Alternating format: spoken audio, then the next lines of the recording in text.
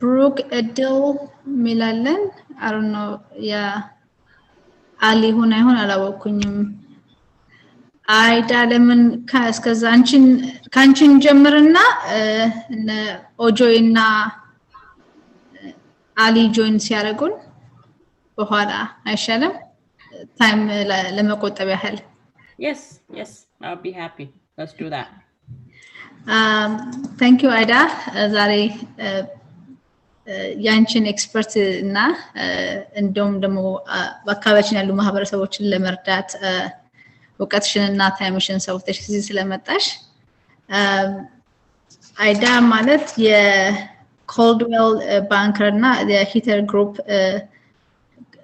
ከነሱ የመጣች ሪሌተር ነች እና ስለ ሆም ኦነር ሾፒንግ ፈርስት ቤዚክ የሆነውን ስለሱ ትነግረናለች ራሷን እኔ እየሳበርኩ ኢንትሮዲዩስ ከማረጋት ራሷ በአስተዋውቃን ያው ለትይዛለን ስለመጣችሁ ጉዳይ ወደዛ እንቀጥላለን አይዳላንቺ መድረኩን ሰጥቻለሁ እሺ ሰላም እንደምን አደራችሁ እንደምን ዋላችሁ I don't know እንግዲህ it depends where we at አይዳ ተዘራ ባላለሁኝ I am a realtor for Coldwell Banker and not with under Hitner group under namsarao if you wanted to reach me more aidatazarra.com መጀመሪያ ስሜ መጨረሻ ስሜና .com አርጋችሁ ዌብሳይት አለኝ you guys can reach me on that እና beside that ደግሞ ዌብሳይቱ ላይ ኢንፎርሜሽን የምትፈልጉ ከሆነ ራሱ ዌብሳይቱ ትራንስሌት ያደርግላችኋል it's in the right corner ዌብሳይቱ ላይ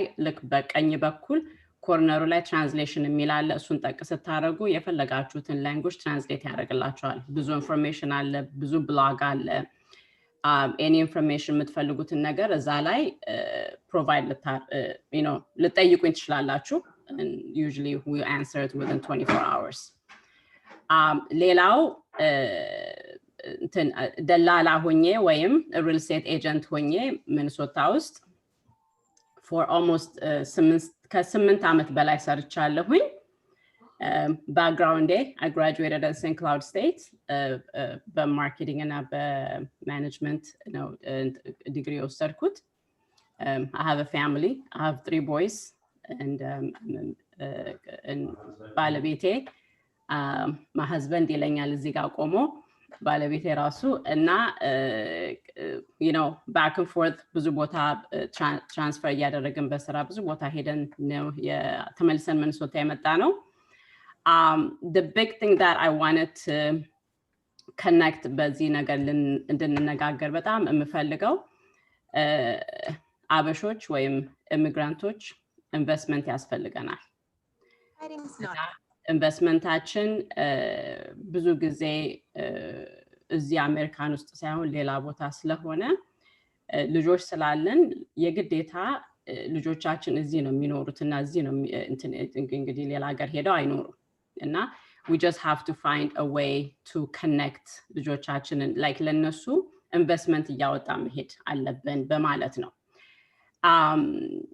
ቤት ለመግዛት ወይም ለማሰብ ስናስብ ወደ 10 የሚሆኑ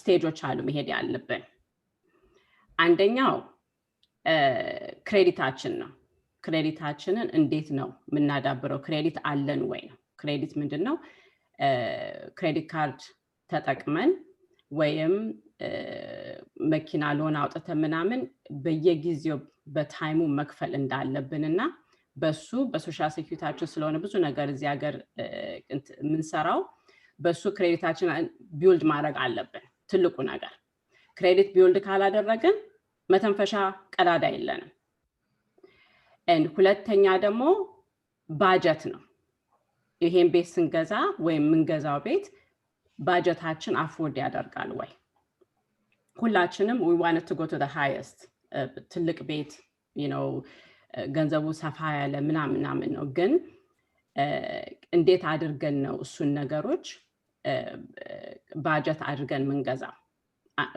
that's another one ሌላው ደግሞ down payment saving አለን ወይ ነው down payment saving it depends ወይ አሁን አሊውን ኤክስፕሌን ያደርግልና there is a conventional እና FHA የሚባል ፕሮግራም አለ so እነሱ ፕሮግራሞች ላይ የተለያዩ ዳውን ፔመንት አለ not only that a first time home buyer ደግሞ ከሆነ የመጀመሪያ ምንገዛ ስንሆን በየካውንቲው ዳውን ፔመንት አሲስታንቶች አሉ እሱን እንዴት አድርገን ነው የምናገኘው እሱን ሴትአፕ ካደረግን በኋላ ክሎዚንግ ኮስት የሚባል ነገር አለ ክሎዚንግ ኮስት ምንድነው ቤቱን ስንዘጋ የምንከፍላቸው ፊዎች አሉ እነሱ ገንዘቦች እሱ ፐርሰንቴጁ ከ3 እስከ 3.5% ነው በቤቱ አሁን የቤቱ 200,000 ብር ከሆነ የ200,000 ብር 3.5 or 3% ነው ክሎዚንግ ኮስት አንዳንዴ ሴለሩ ሊከፍልልን ይችላል that's an optional አንዳንዴ ደግሞ you know እምቢ ሊሉን ይችላሉ depends what kind of offer ያገኙ ማለት ነው so that ሌላው step ነው ከዛ እሱን ነገር ካስተካከልን በኋላ ከሄድን በኋላ ሌላ ነገር ደግሞ የምናየው ሞርጌጅ ሻፕ ማድረግ ነው እነዚህ ሴቪንጎቻችንን ካስተካከልን በኋላ ኦኬ ናው ሞርጌጅ ካምፓኒ ሄደን ምንድነው የሚሰጡን የዳውን ፔመንት አሲስታንቶቹን ፕሮቫይድ ያደርጉናል ወይ አንዳንድ ሞርጌጅ ካምፓኒ እንደሱ አይነት ነገሮች ፕሮቫይድ አያደርጉም ሶ እነሱ ነገሮች ከዛ ልክ ፕሪ አፕሩቭድ ስንደረግ የት ነው የምንሄደው ኤጀንት ነው የምንፈልገው ማለት እንግዲህ አይዳንት ፈልጓታላችሁ ማለት ነው ከዛ በኋላ ኤጀንት ካገኛችሁ በኋላ ቤት ወጣችሁ ታያላችሁ ወይ ቤት ወጣችሁ ከታየ በኋላ ለቤቱ ኦፈር ይሰጣል ኦፈር ምንድነው you know ይሄን ቤት ገዛለሁ ብለን ኤጀንቶቹ ጽፈው ይልካሉ ማለት ነው ለገዢው ኤጀንት ኦፈሩ አክሰፕት ከተደረገ በኋላ ቤት ሁሉ ጊዜ I recommend እኔ ሁሉ ጊዜ ኢንስፔክሽን መደረግ አለበት ኢንስፔክሽን ተደርጎ ከዛ ኔጎሺዬት ተደርጎ ሻጮቹ የሚሰሩት ወይ ፕራይስ ዳውን የሚያደርጉት ምናምን ካለቀ በኋላ then ቤቱ የት ነው የሚሄደው ለአፕሬዛል ይሄዳል አፕሬዛል ማለት ባንኩ እንትን ይልካል ቤቱን የሚተምነው ይሄ ቤት ይሄን ያክል ያወጣል ብሎ የሚተምነው ሰው ሄዶ ቤቱን ያይና አፕሬዛሉን እንትኑን የቤቱን የተተመነበትን ይልኩታል ማለት ነው ለባንኩ እሱ ካለቀ በኋላ then ሁሉም ነገር ከተሰበሰበ you know the bank statement ምናምን usually እሱን አሊውን he will explain ያደርግላችኋል ከዛ በኋላ it's clear to close የሚባል ነገር አለ ከዛ በኋላ ቁልፋችንን እንወስዳለን ማለት ነው so these are like the major steps that መከተል ያለብን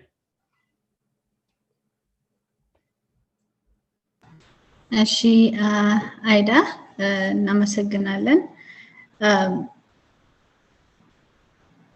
እንደው በአጠቃላይ ብዙ ጊዜ ሰዎች ቤት ሲገዙ የተለያየ ምክንያት ይኖራቸዋል እና ምክንያታቸውን በምን አይነት መልኩ ቤዝ ቢያደርጉት ይችላል ምክንያቱም አንዳንድ ጊዜ ገንዘብ ስላለን ብቻ ቤት መግዛት ወይንም ደግሞ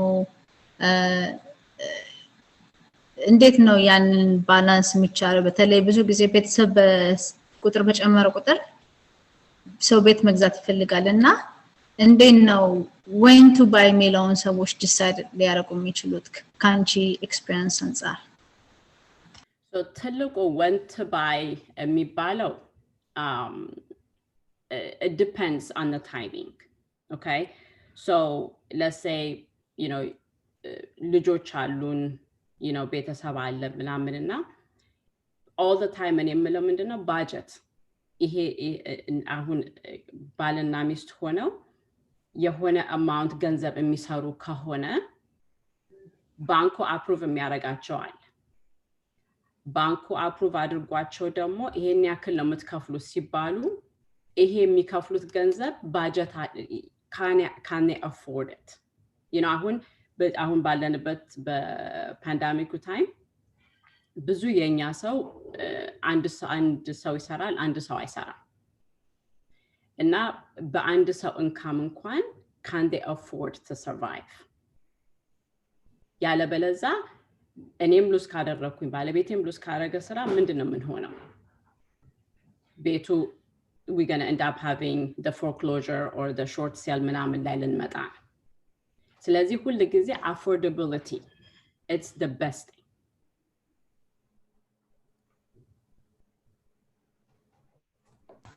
እሺ ሌሎቻችሁ ጥያቄ ካላችሁ ለአይዳ ለሚናው ራሳችሁን አንሚት ያረጋችሁ ወይንም እጃችሁን ዙም ላይ ሬስ ካረጋችሁ I can give you the chance እሷን ጥያቄ ለመጠየቅ ማለት ነው ወደ ሌላ ጥያቄ ከመሄዴ በፊት ከአድማጮቻችን ላንዳችሁ እድል መስጠት ፈልጋለሁ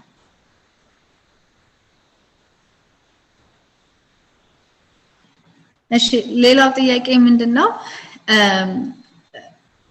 ቤት በሚገዛበት ሰዓት ሪሌተር ወሳኝ ነው እና እንዴት ነው ጥሩ ሪሌተር ፒክ ማድረግ የሚቻለው ምክንያቱም አንዳንድ ሪሌተሮች ባያስድ ይሆናሉ ፔሸንት ላይ ሆኑ ይችላሉ እንደገና ደግሞ የላንጉዌጅ ቤሪየር ሊኖር ይችላል እንዴት ነው ጥሩ ሪሌተር ምን መርጣው እንደገና ደግሞ ከሪሌተሩ ጋር ያለ ሪሌሽንሺፕ ጥሩ መሆኑን በምን በኩል እናውቃለን አንዳንድ ጊዜ አንዳንድ ግለሰቦች they feel like they've been rushed by a house እና እንዴት ነው ያንን ማርክ እንትማት ምንችለው so it is hard በጣም ከባድ ነው ማን ጥሩ ኤጀንት ነው ማን ጥሩ ኤጀንት አይደለም because you know as a አሁን እኔ አንቺ ብትሆኚ እኔ ኤጀንት በጣም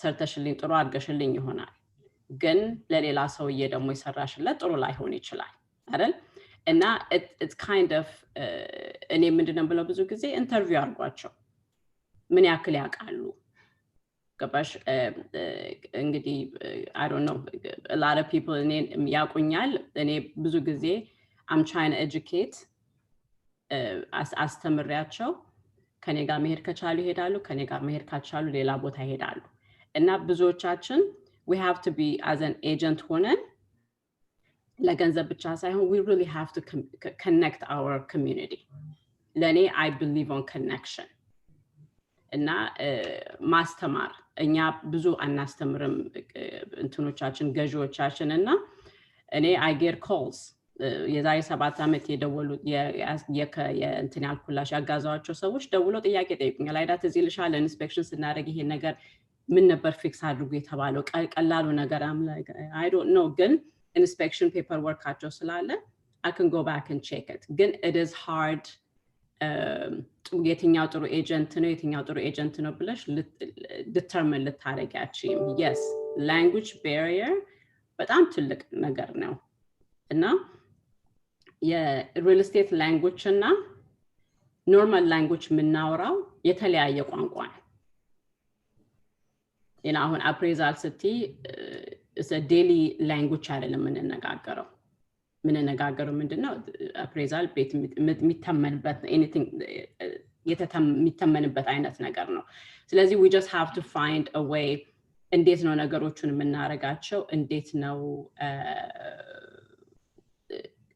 education part አሁን first time home buyer classes አሉ እና I'm trying እንትን በካውንቲዎቹ አፕሩቭ ቢያደርጉንና በአማርኛ ይሄን ነገር ብናስተምር I think በጣም ብዙ እርዳታ ይኖራል ብያስባለሁ because ክላሱ የ8 ሰዓት ክላስ ነው ክላስ አንድ ቀን ነው እሱን ገብተሽ you get so much information በጣም ከባድ ነው ለሰው እሱን ነገር ዳይጀስት አድርጎ ወይም ጭንቅላትሽ ውስጥ አድርገሽ መጓዝ ራሱ ፕሮሰሱ is really በጣም ጠጠር ያለ ነገር ነው እና we just have to find a way to teach the communityችን አስተምረን ግብ ለማስገባት ማለት ነው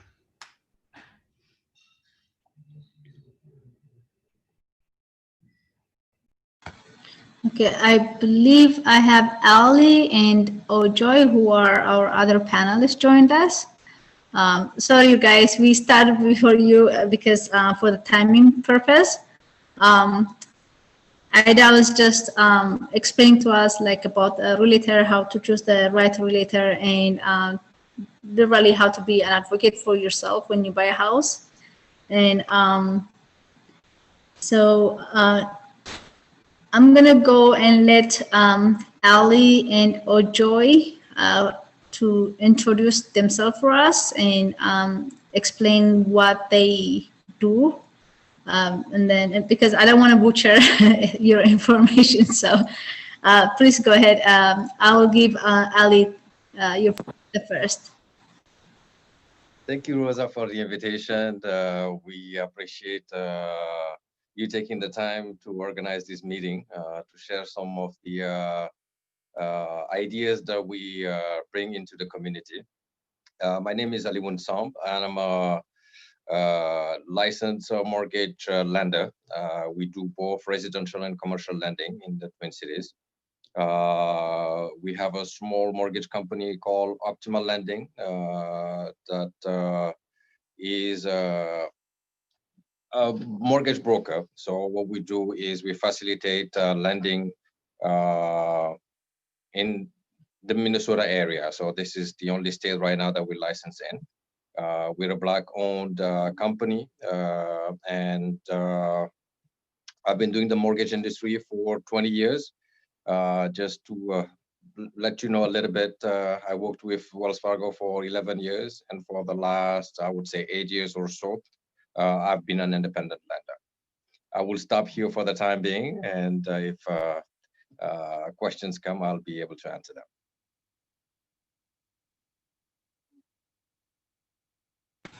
Okay, thank you, Ali. And Ojoy, if you can introduce yourself to our listeners and give us some insight of what you do.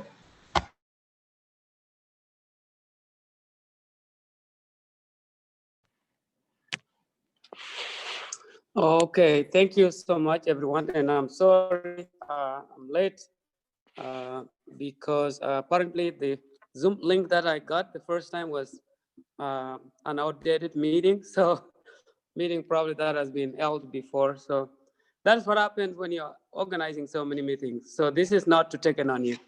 So anyways, thank you so much again for this opportunity to be able to share what I'm doing in Southern Minnesota. So I have been a homeownership advisor with Three Rivers Community Action, which is one of the CAP agencies operating in Southern Minnesota. Actually, we are the one in Southern Minnesota. We operate within 20 counties.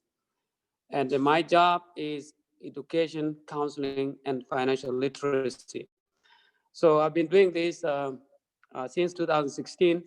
Prior to that, I was a tailor with the Wells Fargo.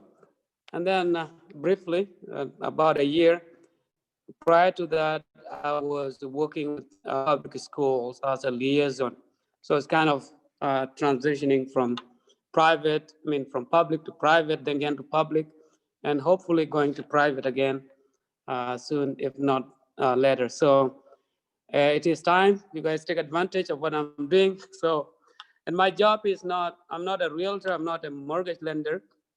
I'm actually kind of somebody between. So my job is to get people ready for homeownership. And that means for those who are just new to this country, you would find that if the lender pulls your credit, your credit report will show maybe not applicable or NA. But when you stay here for a while and you go into consumer market or trying to borrow something, that is when they will start actually rating your consumption history. So we help a lot of people, from those who are getting started with counseling, so that they will actually take the right steps so that when they are in this country for like maybe 2 years or 3 years, provided they have a job or a good job, they are able to purchase their first home. And then we do have down payment assistance that we help up to 18,500 from Three Rivers Community Action.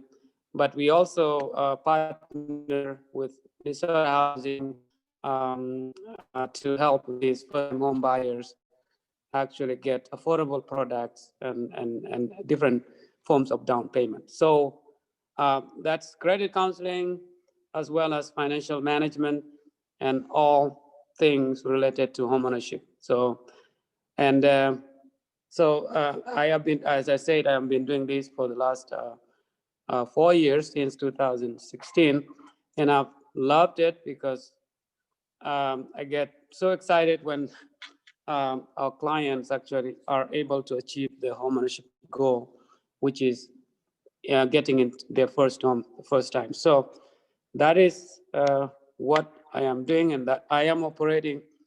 My office used to be based in Rochester, but last year we built a townhome here in Austin. So I am office out of Austin, but I do travel almost the corner of this southern Minnesota, even up to Mankato if there are some people that I need to see. So we are a community development agency. So our program is not only related to home ownership. We also have rental properties. We have townhomes. We do have energy assistance program. We do have early childhood education program. We do have elderly services. So we got a bunch of those things, but my department is community development and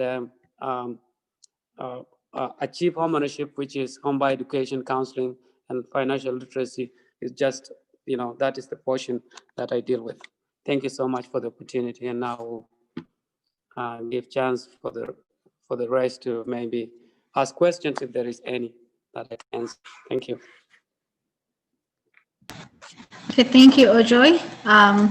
So our listeners, if you have any question for our panelists, we have Ida, who's a realtor. We have Ali, who's the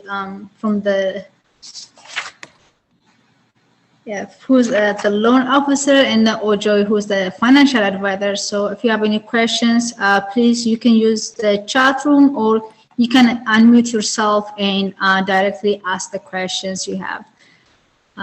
So I'll give anyone to ask the question right now.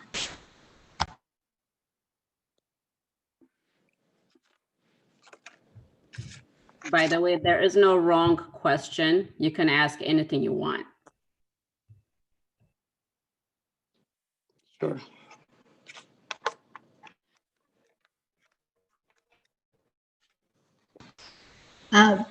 If you want to ask in Amharic, please go ahead too, because Ida and Ojoy can understand Amharic, and then for Ali, we can translate it for him. So please don't use language as a barrier to ask any question. And this is set up for you. And so I will, Rosa, this is Ali. I would like to ask a question to Ojoy in terms of the down payment assistance that they help. What are the requirements for the down payments that you guys help for the clients? Do you have minimum credit score?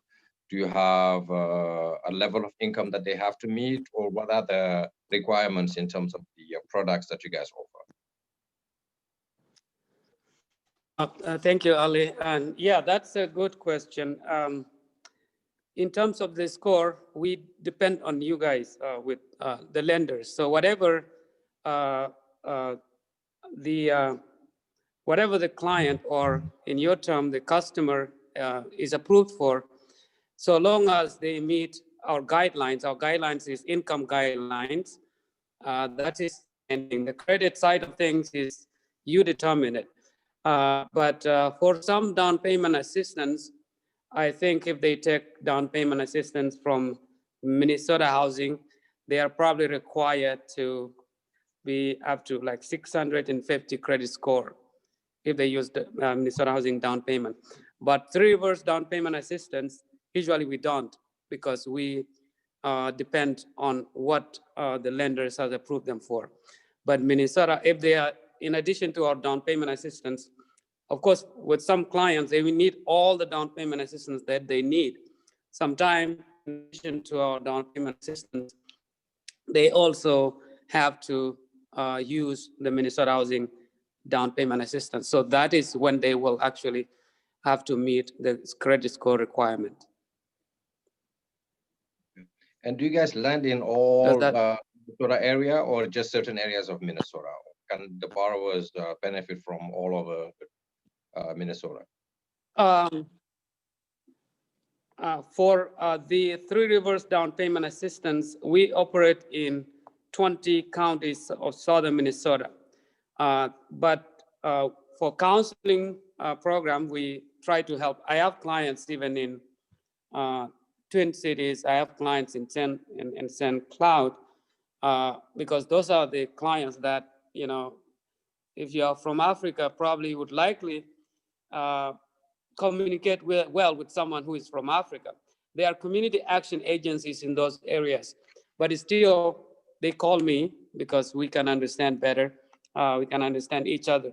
So I help them with the counseling piece. And when I see that they are ready, I can actually connect them with some CAP agencies. Hennepin County Community Action is also there. They are different, and CLOSE is another one. So there are different CAP community action agencies in which are partners in metro areas that we can refer them to, so that they can get the down payment assistance they need. But our specific down payment assistance is serving the southern Minnesota. I think to the metro, I think we go up to, I think, Northfield, and then all the way to Winona, Mankato, all those areas. But counseling education is statewide, so. Okay. Yeah. Okay, I have a question for you. Me and Ali, we like asking questions. So this down payment assistance, it is forgiven, or do they have to pay it back when they sell the property? What is, what's behind it? And also you said there is consultation fee. What are those consultation fees?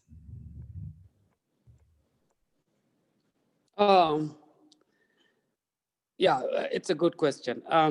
So number one, it's not forgiven, but it is deferred. And by deferred, if they sell the house, they have to pay it back. They are not paying us the money because we are just a channel, which is why sometimes we, I think we charge fees. It's not in thousands, but probably $300-400 or so. So, but we are not, they are not paying us. They will be paying another company if they sell the home. If they stay in the home for as long as 30 years, which is up to the final amortization of the first mortgage, they are, after they amortize the first mortgage, then they will take on, because this is just like a lien on the property. So they will pay that $18,500. That is maybe usually 30 years after they finish the final kind of the first mortgage. But if they refinance and they are not taking out, they are not taking out any money, they are not cashing out, they can actually refinance, especially if they refinance either to pay less interest. Sometime nowadays, maybe 2 upper 2 to 3.5. If they both, if when they purchase the score was maybe 5% or 4.875%. Now, if they want to refinance, they could actually roll the down payment assistance in. They don't have to do it if it is not a cash out refinance. If it is a cash out refinance, then they will have to pay it back. But if they want to reduce their monthly payment, maybe from $1,500, and they think by refinancing, if they use private mortgage insurance, which is if they didn't have enough down payment, then if they do that to reduce or to get rid of or to remove the PMI, they don't have to pay back the money. They can still refinance that money, that down payment assistance. So which is good for first-time home buyers. But if they are refinancing, cash out refinance, then they will have to pay back the money. So it could be $18,500, or in addition to Minnesota housing down payment, which is $10,000. So it's probably about $28,500. They have to pay it back. So, but if they don't cash out, they are paying it back all the way at the end, maybe 30 years, 20 years, depending on when their amortization schedule looks like. Was there any other second question to that? There was. What is the consultation fee? Oh, yeah, there is no consultation fees. I think since the money does not come to us, or it comes through us, I think there is usually a small fee, which is, for example, if you are getting, supposedly you are getting $10,000, Three Rivers is probably will take a couple of $100 from that. So 9,800 something will probably be the one that that is going to your part of your mortgage, maybe going to closing, used for closing cost in down payment. So those are the money that, so the fees is not that significant, but it is usually you are not paying it, but it comes out of the money that we approve you for the processing, because we do, just like your lender, Ali, we do underwriting as well. We do processing. So all those things, those are the fees that we charge. Well, we don't charge more than your lender, but we charge a little bit for the down payment assistance that you get. So you are not getting $28,500. You are probably getting maybe $8,200 instead of $28,500. But you are paying the whole $28,500, of course, if that's what you qualified for. Does it make sense? Yes. And also it is an interest-free? Yes, no interest. Whatever the amount you got is the amount you pay back. There's no interest on that. Because the idea is this. The reason the Chief Homeownership program started was back in the day. I think when there was this financial or housing crisis hit, I think the most people affected are the minority people in Minnesota. While 8 in 10 white people own homes, about 4 and 5 people of color own homes. And this was an idea to encourage the people of color to own homes. So to bridge that gap, that 4 or 5% gap, so that we can equally be like, maybe a few years or 20 years from now, maybe instead of 3 in 10 people of color owning home, maybe it will be the same, like 8 in 10. So that is why this idea of homeownership or a cheap homeownership program started as a partnership between local banks, community, state, and federal. So, and it is non-profit, but it's not charity. Thank you.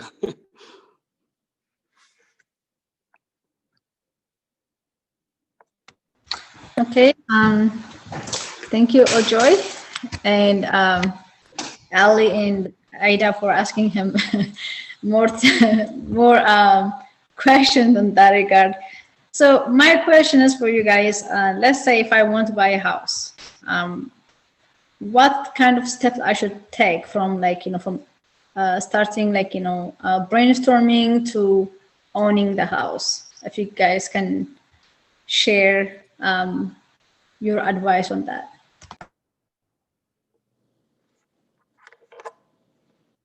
Do you want me to go or?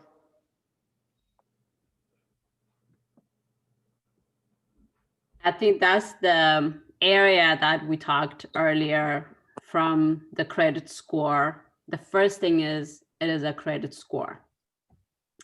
The credit score matters because that's how Ali as a lender can look at and say, hey, your credit score is this much. And then, in order for us to get a good interest rate or whatever the case that is with conventional or FHA program, your score has to be a certain score. So that actually Ali will identify those things. Then the other thing we talked about, budget. The budgeting part is the big thing. Like the way that we talked about, like the financing, the down payment assistance, and all that stuff that we talked about earlier. That is the big one.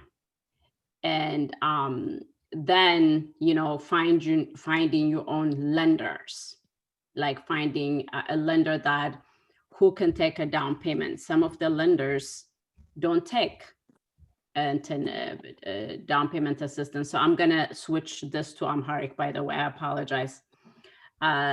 እኔ ብቻ ነኝ አማርኛ የማወራው እና እዚህ ውስጥ so and then ገንዘብ ባጀታችን ገንዘብ ሲኖረን ወይም ሞርጌጁ ዳውን ፔመንት አሲስተንስ ምናምን ጋዘር የሚያደርግልን እና ሄልፕ የሚያደርገን ከሆነ ከዛ ሞርጌጃችንን ፕሪ አፕሩቭ እንሄዳለን ማለት ነው። ከዛ በኋላ ያው ኤጀንት ማግኘትን ቤት መፈለግን ቤቱን ካገኘን በኋላ then we go to the offer ለማድረግ ቤቱ ላይ ከዛ offer ካደረገን በኋላ then we go to the next step like inspection ከዛ ከኢንስፔክሽን ካለቀ በኋላ ደግሞ appraisal ከአፕሬዛል ካለቀ በኋላ clear to close የሚባል ነገር አለ. So those are the steps and I think I sent it to you guys these steps earlier. So if we can get a chance to post it somewhere, it might gonna help a lot for the steps that it can help to, for everyone. So may I come in a little bit there?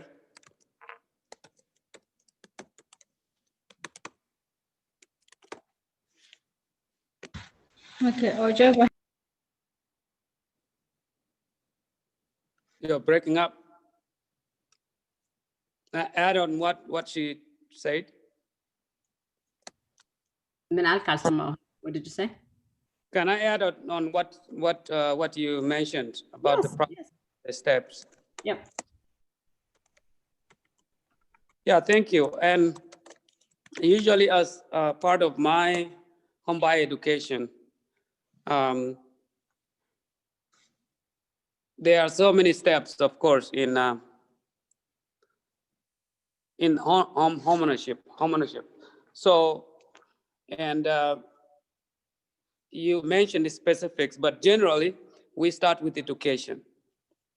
And education includes what you talk about. Do I know my credit score? Am I ready? Do you have down payment? Did I save money? So you need to look at it. We call that piece the education piece. When you're educated, when you know more about this, and we do part of that too as pre-purchase counseling. It's coming to us, we work with you. If we see that there is something, we can pull your credit, of course, with no negative impact on you. We can pull your credit, get the report, get the score. If the report is not pleasing to you or to us, what we do is, what is making that report or what is making that score not worthy or not good? And then we can analyze your credit. When you analyze your credit, what was based on, do you have credit card that is maxed out?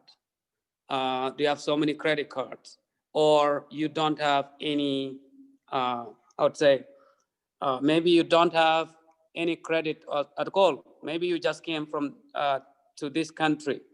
So then how we can move you from that to the next level. So we can now work with you, and we can pull your credit maybe every 6 months or so, provided you have managed to do what the action plan that we worked on with you. So we can work on the action plan C. We can tell you what you need to do for you to get your credit up to 700 or to 750 within 6 months or within a year. So we can help you with that. Once we pull your credit 6 months after we met and your credit score has moved from no credit to 700, that is good. Now we can work with the, we can now decide you have saved enough money, you have enough money, then the next step is for us to find lenders. And we usually ask for you to shop for mortgage. We call that the step of mortgage shopping. You have to at least look at 3 lenders that you can work with. You know, you try, go to each of them, pull the credit, compare the letters. The reason being that you know, all credit, all banks are not, all lenders are not equal. We'll say that. So there are so many different terms, interest and things. Even if the interest rate is 2.5, you have to know what is the APR, which you can learn through our education piece. We can give you a qualification sheet. You can even know how much you can qualify for. We can give you calculations based on income. So that is a credit, income, work history, all those things. You have to have 2 years of work history for you to be pre-approved. You have to have good income. You have to have capacity. We call that the 4 C's of credit. That is credit history, capital, capacity, and then the last one is collateral, which is you know, step in the, you know, in the middle there. So once you know that, you shop for mortgage. After getting that, you deal with the real estate piece, where you will now talk to our sister who is a realtor. Now they will help you negotiate and write a purchase agreement. This is a complicated process. A lot of people, because they know about homeownership, they think, oh, I can find my own, you know, I can find a house by myself. No, you use a realtor. In most cases, it is the seller that pays the realtor's fees. So don't shy off from that. So then they will help you negotiate and write a purchase agreement. So then you take it from there. Sorry, taking a lot of your time. So that's what I wanted to add on that. And thank you. I'll add a little bit on the piece that Ojoy just finished up with. So the education piece is multifaceted. The client, when they get into this, they've rented most of the time. So a home is a bit of a different piece. It's the biggest purchase that most people will do in their lifetime. It's the biggest investment that you would do. And the reason why a lot of people from outside of the US, when they come here, cannot build wealth is because they don't understand pretty much the process that it takes to start owning assets. This is big part of your retirement. When you're buying a house today at 100,000, let's say on average, they're saying it will multiply almost every 7 to 10 years. So the value of that property almost doubles up almost every 7 to 10 years, which is the biggest investment that most people will ever have. So credit is just like your driver's license. You cannot live in the United States today without having a credit report. So everybody, just like you're doing your physical checkup every year, you have to check your credit score every year to make sure that it's up, it's on par. So that's a service that, like Ojoy says, that if you can Every 6 months, every year, at least pull your credit or have your credit on your phone, like a Credit Karma or Experian on your phone. That would allow you to monitor where your credit score is at. And I would advise, even if you're not interested in buying in the next 6 months, you may think about it in the next 2-3 years. Today is the time. Don't wait until the last moment to start figuring out, what do I need to know to own a home? Start it today. And this is a free consultation that we offer. So take advantage of it. There is a lot of people now in the community that work into this industry. So there is a lot of resources and know-how and knowledge that is here. So take advantage of it and figure out, why is my credit low? What do I need to build my credit? How do I manage to save? How do I set up a 401k? So all of those things are things that we can help you in the community today. Thank you. Okay, thank you, all of you. So my question would be credit score, and in addition to having like maxing out on your credit card or not delaying on your payments, what other things can affect your credit score? Because even me personally, those are the two things I know that will likely to affect my credit score, but I'm sure there are other things in the layer. If you can give us some information, because a lot of time the fact that we don't know is the one that's put us on the other side. So that doesn't make us to take advantage of the resources we have. So if you can just give us something on that. There are 5 elements that are accounted for on the credit score. The first one, the most important one, is your payment history. Is you have credit set up for a long time, or are you new? So did you set up credit? So that is the most important piece into the credit history, is setting up credit. So that accounts for almost 30% of your credit score. The second element is your usage, your credit usage. Once you set up credit, is how do you use your credit? So on every $1,000, for example, you should never use more than, for example, $300 on that credit. We would like it to be $300 to $350 at the most. So 35 to 30%, maximum 40% usage on any credit card. Anything after that, you have negative reporting. So if the limit is 1,000, or if it's 100, stay with $30, $35 at the most. If it's 1,000, stay within 30, $350, and so on and so forth. So those are the two, because they account for almost 60% of your credit score. The third element is your inquiries.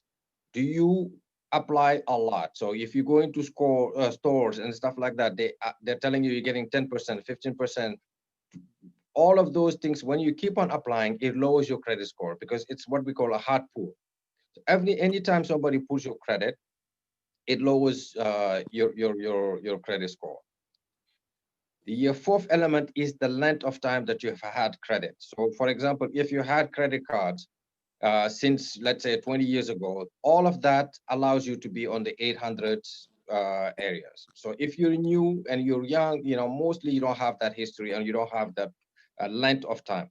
The other thing that I would add on this element is, do not close your credit cards. So even if you have credit and you don't use it, do not close them, because that credit history is very important for you. So keep your credit cards open. Every once in a while, use them, because if you don't use them for 6 months, they don't report anymore. So every once in a while, use those credit cards. The fifth element is the diversity of credit. Do you have a car payment? Do you have credit cards? Do you have student loans? Do you have all of those? Helps, give the people that are evaluating your credit who you are. And so all of these 5 elements, though, are important. So if we need clarification on those, it's your credit history. So how long, how you use credit, do you pay on time? So that's if you have credit cards and you're forgetful, set them up on auto pay. The second is, don't maximize your credit. Don't apply to a lot of credit. Try to diversify your credits. Even if you have the money to be able to pay cash on a car, don't pay for it cash. Set up a small payment that you can maintain for a year or two, pay the minimum interest on it. If you're using credit cards to buy gas and pay it off, that all of those things allow you to build credit. I will stop there for the time being. Okay, it looks like Rosa has a question. Go ahead, Rosa. Yeah, I'll try to say it in English and Amharic. የኔ ጥያቄ ምንድነው ብዙ ጠቃሚ ነገሮችን እየተማርን ነው እስካሁን ድረስ we need to the first thing ክሬዲታችን ማስተካከል አለብን ዳውን ፔመንት ተብሏል ሁሉ ነገር ተነግሯል ጥሩ ነው ግን አሁን ሰዎችን አንዳንድ ሰዎች even though they have a good credit እና ዳውን ፔመንት ቢኖራቸው ቤት ለመግዛት ሄዚታንት ይሆናሉ አንዳንዶቹ በጣም ያንግ ይሆናሉ ወይ አንዳንዶቹ ደግሞ ምን ያረግልኛል ከእንግዲህ በኋላ ቤት ብለው በክራይ ቤት ይኖራሉና ሁላችሁም እዚህ ውስጥ ያላችሁ በሙሉ እንድታብራሩልኝ የምፈልገው ምንድነው the benefit የቤት ገበናን ከቶ ነፃነትን ከመስጠት ባሻገር የሚሰጥን ጥቅም ምንድነው የቤት ባለቤት መሆን why do we want to be a home ownership you know we know that it's going to give us freedom whatever the case is but at the end of the day what is the main benefit for the person who to be a ownership the home ownership ሶስታችሁ በዚህ ላይ አስተያየት ብትሰጡ ደስ ይለኛል ጥያቄ ግልጽ ነው Yeah I understand it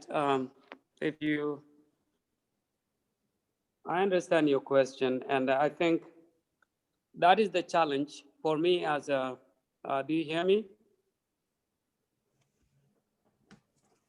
Yes, yeah, I can hear you. I just wanna. Okay. The reason I'm asking this question is that I just wanna know how we can motivate or encourage people as a layman. I don't have that much experience as I'm in this business, but as a layman person, how can I encourage people? How can I motivate people to buy a house? What is the benefit? What's the key benefit? Being a home ownership. That's what I want to know. Thank you. Okay, I can answer a little bit. I have a similar question, maybe easy given answer together. So some people, especially in Ethiopian people, buy house after married. What you guys recommended and before married or single people buy house? So maybe give me answer together. Thanks. Okay, I can start it. Then the rest of you guys can help me out to back me up. So the way I see it, it is an investment. So if you go to a car dealer, you buy a brand new car. By the time you leave the lot, there's a money that you lose. But when you buy a property, you're not throwing your money to a tenant. The person now who's renting you, you're not throwing your money to that person's investment. You're investing on yourself because you are a rental. You're renting it and you're giving whatever $1,000, $1,500. You're giving it to someone who is an investor who's renting that property to you. But in this aspect, when you have your own property, you paying the rent to your own self. And that is an investment that you are creating for yourself, not only for yourself, for your kids, if you have kids. And if you're not married, if you're a male or a female, you are doing it, whoever that you're going to end up joining in that lifestyle, then you are investing on money. This is just an investment. We will go and spend so much money everywhere. And that my thinking, even if you started as a condo and you're paying what you're paying for rental properties, there is a way that you are just psychologically thinking that, hey, I'm not throwing the money to somebody else's pocket. I'm throwing it to my own pocket. Yeah, and I will add on that. And thank you. I think you hit a very good point. It is an investment. But it is an investment that we don't see until we realize it is important. I rented for 10 years before I became a homeowner. And I realized, just like in Rochester, say you're paying $1,000 a month, multiplied by 12, that is $12,000 a year. Okay, say you have, and not even, yeah, $1,000 times 12 is 12,000. Now, if you stay for 10 years, you're talking about 120, right? For 10 years. How about for 20 years? You're talking about 240,000 in 20 years. Now, that is a 240,000 that you're paid landlord, and you have nothing. If you invest that 240,000 now, down the road 20 years, Ali said it doubles up about 10 years. So you are talking about close to $300,000, or even 500, close to 400,000 if you are living in Rochester 20 years from now. That is an investment for you, for your kids, and for the generations to come. History has it that the reason why African Americans are poor as they are, it was because of they did not have land rights until recent.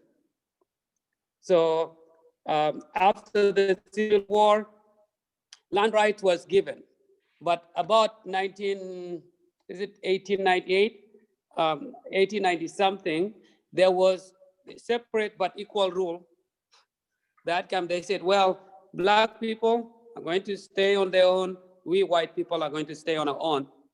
So there was that segregated rule that was formed. And then it came a time when there was 1930s, there was what they call redlining. And what they did was, because of the crisis of the Depression, to bail out the homes, they actually lined out the inner cities where the Black people were. So the red lines were not good for investment. For example, Ali would not give loans to metro area, but Ali would give huge loans to to suburbs, and they can refinance. And as a result, a lot of Black people lost homes, and up to now, you can see the repercussion of that in poor Black neighborhood. So this is an investment for the generation to come. We, who I believe most of us are recent immigrants to this country, maybe a lot of people came maybe early 90s, and we are kind of a generation, a new generation to this country. We are the first generation.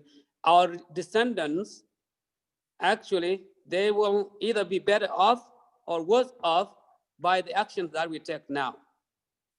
So investing in homeownership is not bad, It is something, as I said, you get, let's say you get your paycheck today, you spend it the next few weeks, you don't have nothing left. So we are working in this country, you need to work for something.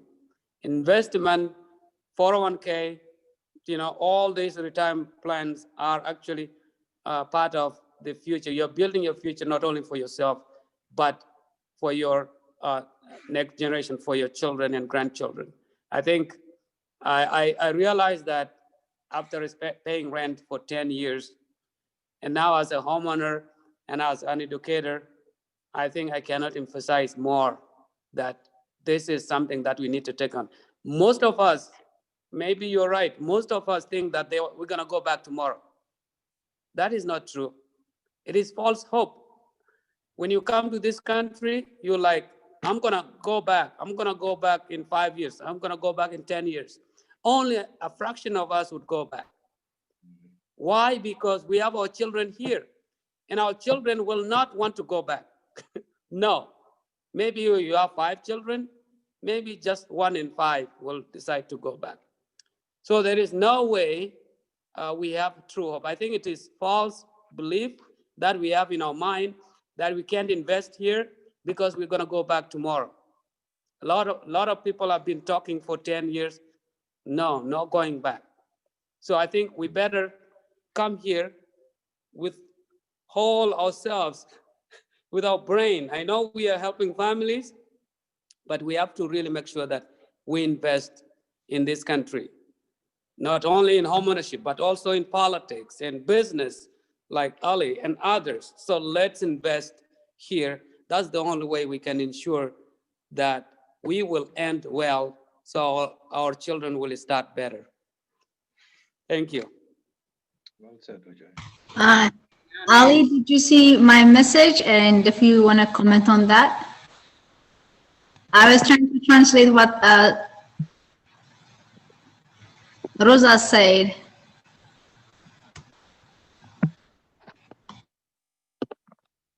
I did not see it. What was, I didn't see the message. Maybe I have to- So basically, Rosa's question was, how do we encourage individuals who have, you know, the capacity and the credit score and the other things that you mentioned earlier, but they are still living in a rental house, and how can we encourage them to home ownership instead of just buying a house to live in it? Maybe is there any other reason how we can encourage them to be homeowners? Thank you. I think both Ida and Ujoy touched on it a bit, meaning that it's understanding, it's the financial literacy.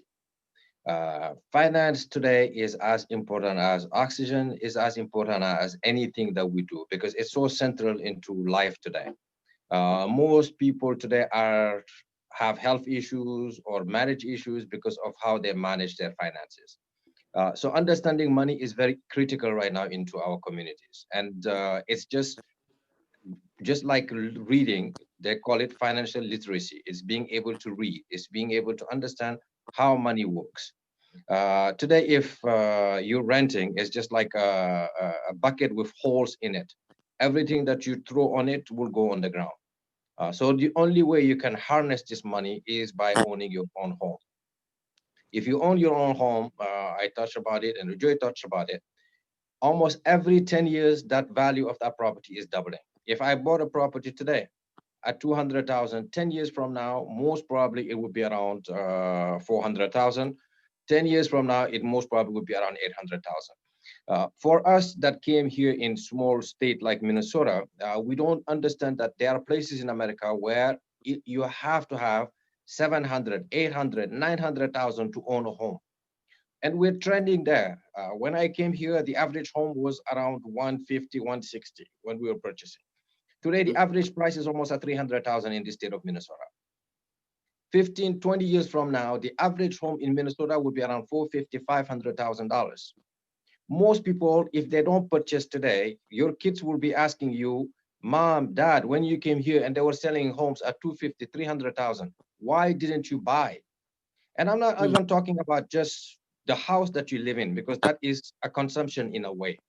But the communities should start thinking about how do we own pieces of real estate. Yes. Ethiopians have what we call IKUB.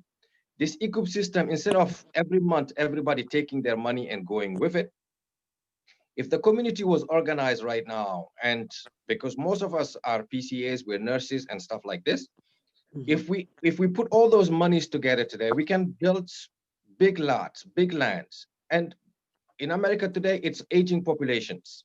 So a lot of people right now are going to be around 65 to 80 years old. They will need people to take care of them, sorry. Most of us coming from Africa, we are young populations. Our populations are young. So we would be taking care of the elderly. So as we're working as PCAs and nurses in these homes, why don't we own the homes that we're putting these people in? So there is a lot of things that we can start thinking about, but that requires education. That requires understanding. In life, we cannot just be reactive. We have to be proactive. And Ujoy touched it well. We're not going anywhere. When I came here, when they told me somebody lived here for 10 years, I used to think they're crazy. What the heck were they doing here for 10 years? It's almost 30 years and I'm still here in America. So we're not going anywhere. So let's start investing in America. Let's start taking this as our home. This is where we live. This is where we pay taxes. Let's participate into life in America. Let's participate in politics. Let's own businesses. Let's own industries like everybody else. If we do that, I think right now, we're not going to be talking about home ownership. We'll be talking about how do we own industries, entire industries in America. I hope I answered that question. Yes, you did. Right. Okay, Bakalu, do you want to repeat your question? Oh, I think she got an answer. She gave an answer already.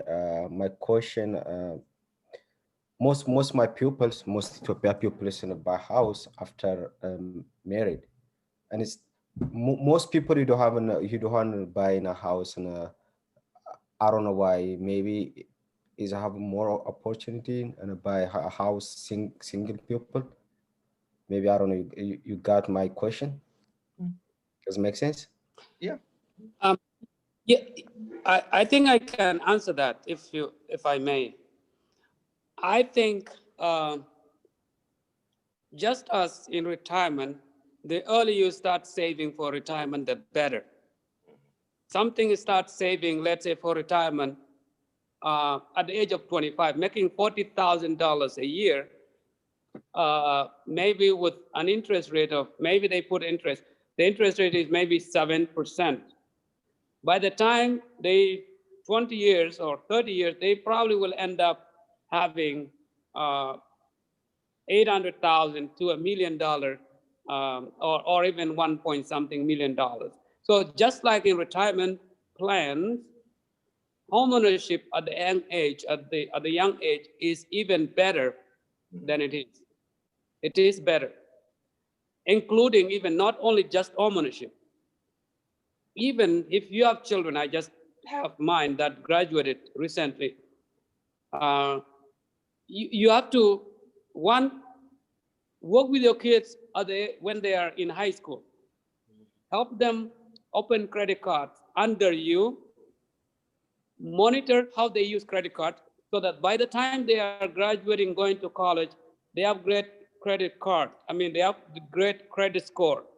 Not only that, when they graduate, provided they got a job, which is probably like nurses, they go to school to be a nurse, and they got a job as nurses, usually the year of school count as their work history.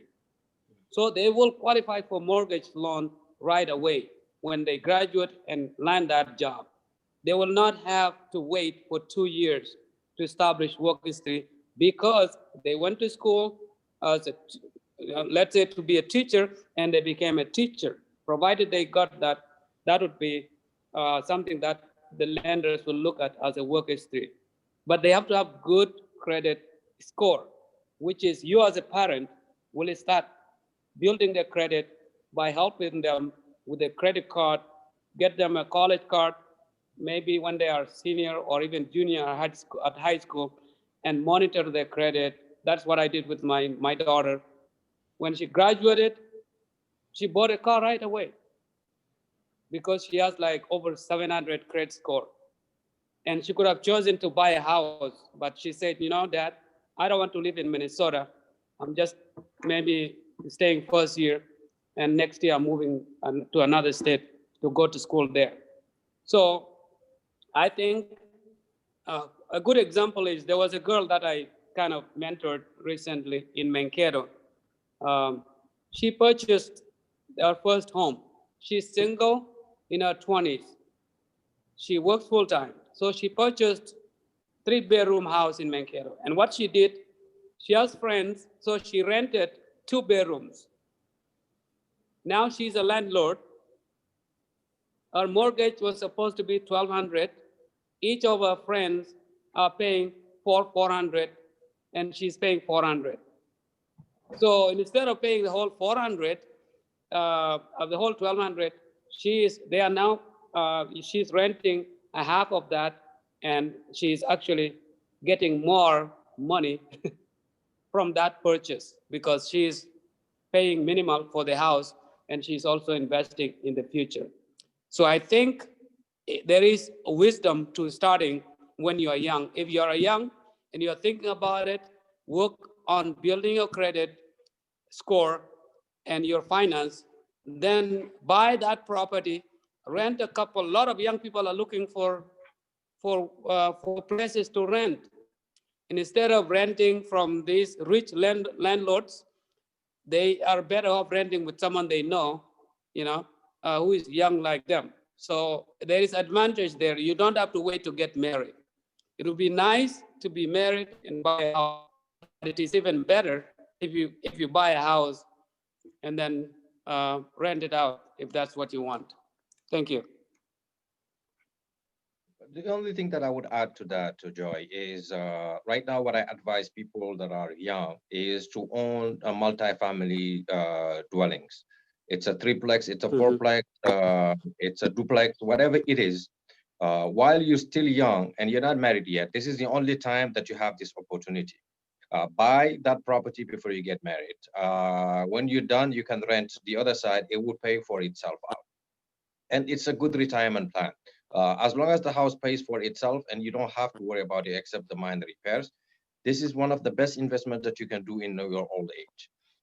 So owning properties, a triplex or a fourplex right now, while you still can work, you don't have to worry about Social Security if it's going to be there or not once you get older. Because the house, if you start today, by the time you get to that old age, is paid off. It allows you to live a comfortable retirement plan. Because most of these kids that we're having here are not going to be like us. They would not be able to take care of us in old age.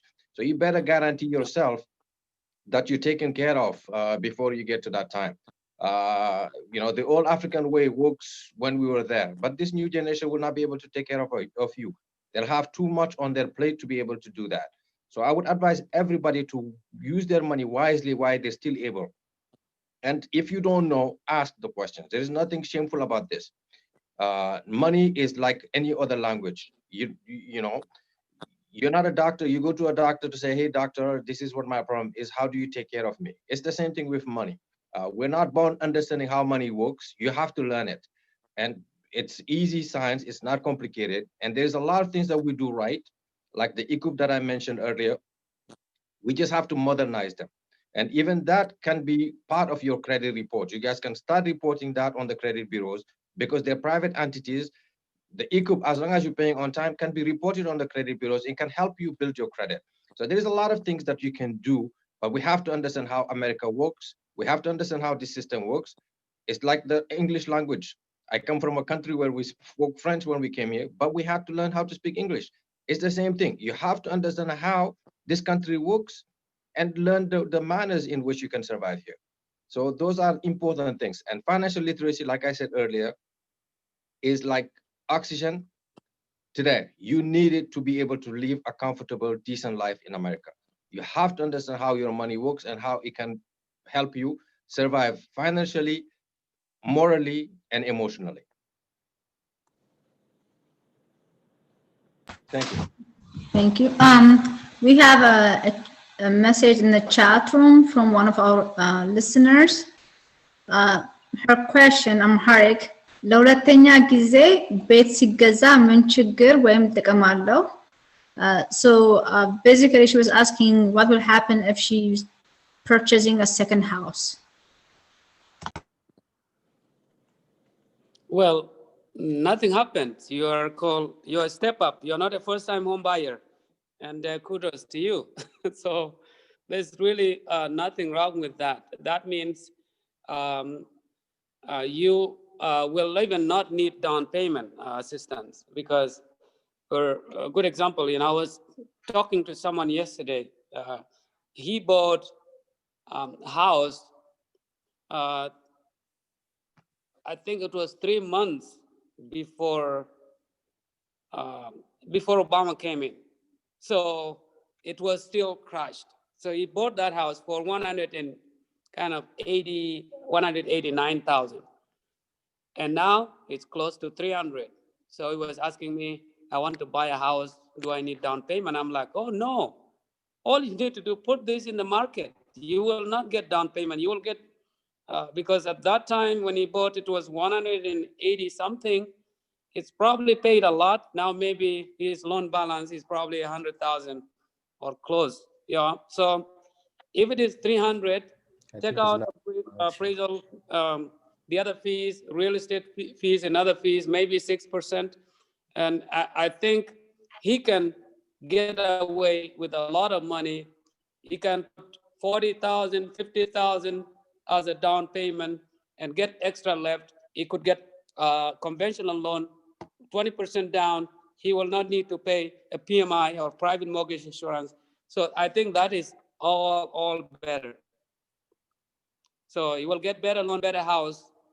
Also, he will actually get a cushion, some money left that he can invest in something else. So there is nothing benefit to it, really. All right. So there's one thing that I would like to add to that quickly. There are two types of properties. There is what we call an investment property, and there is what we call a primary residence.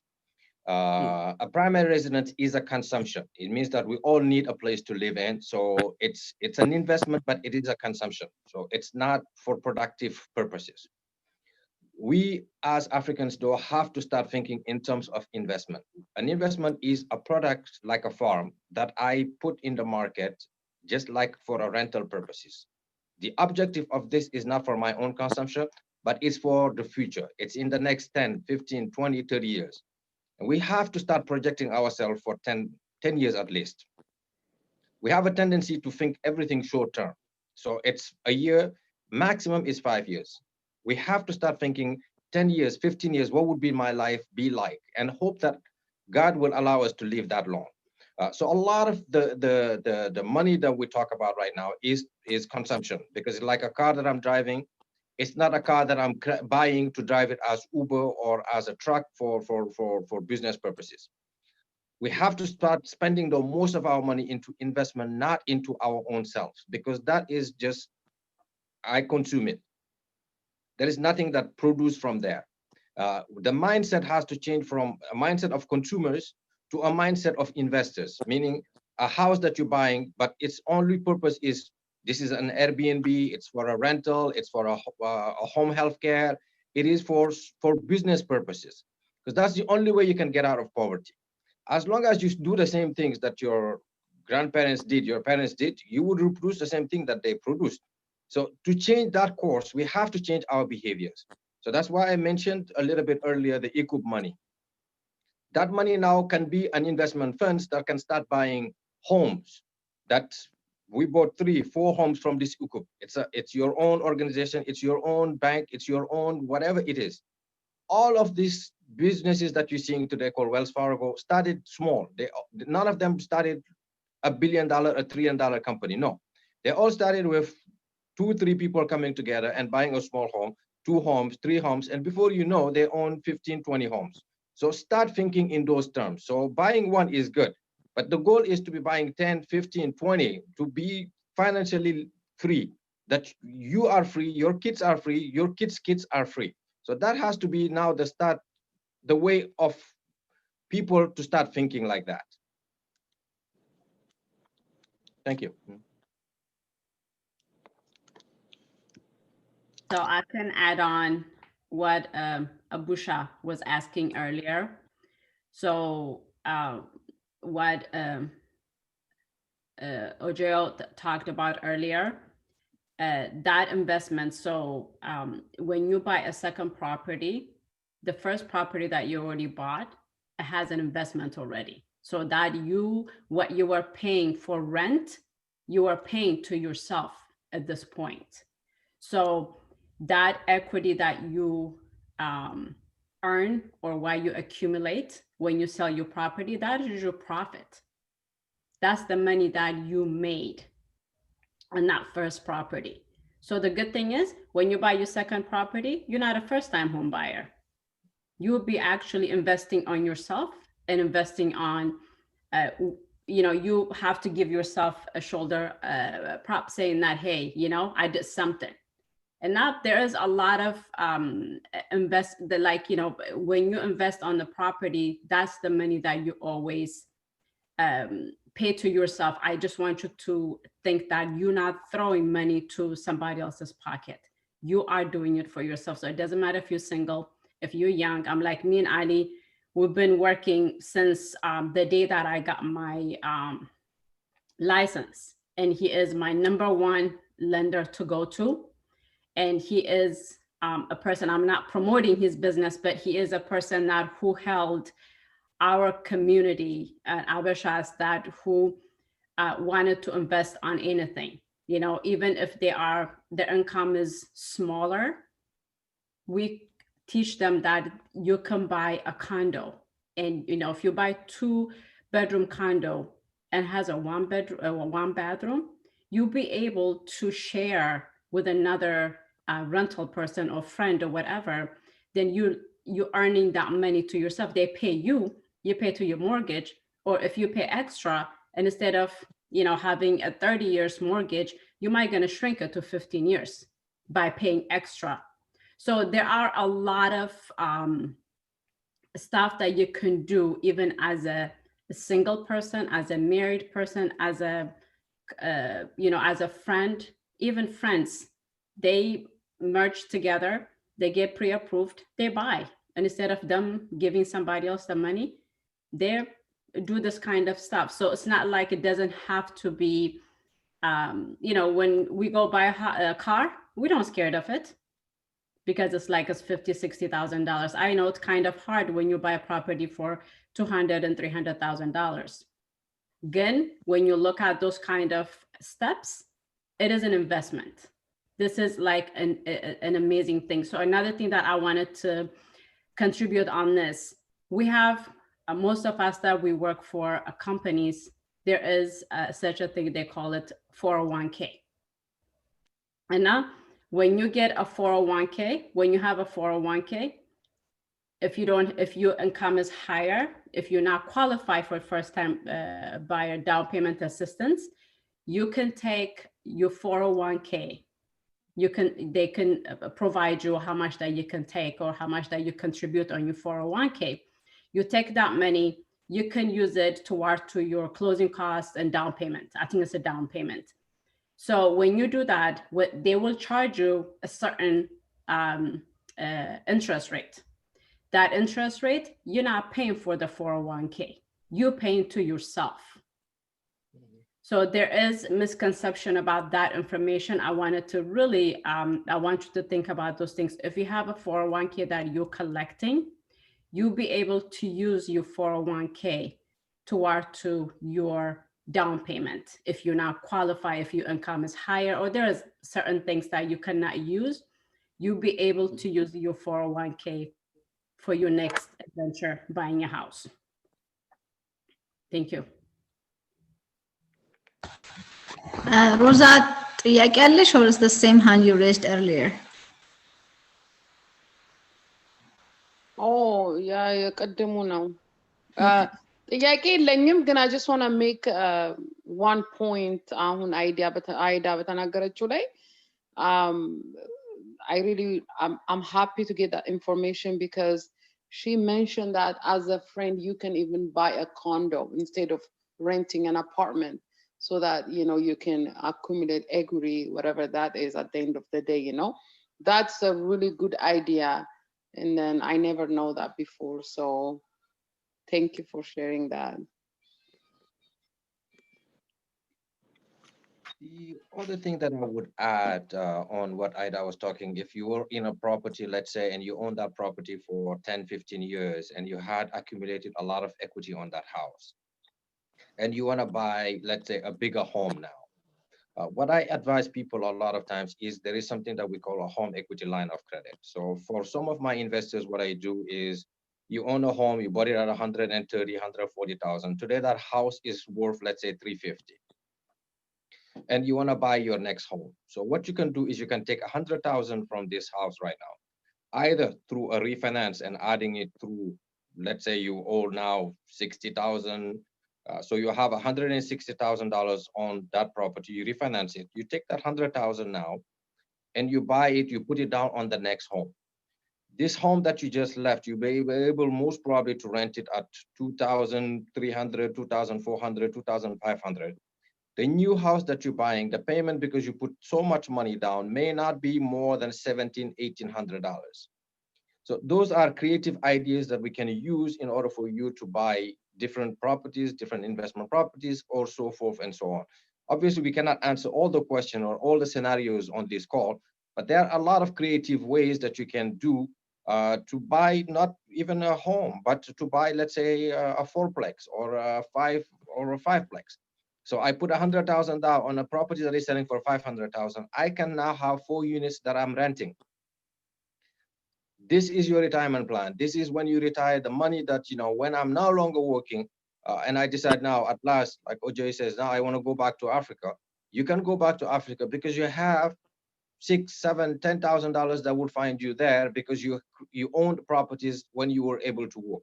So there are a lot of things that we can do to create a retirement plan for you that would allow you, while you're still able to work, that do not be buying, because I would be very honest with you, these $50,000, $60,000 cars are consumptions. Yes, it's good for the ego, but it's not adding any value to your life.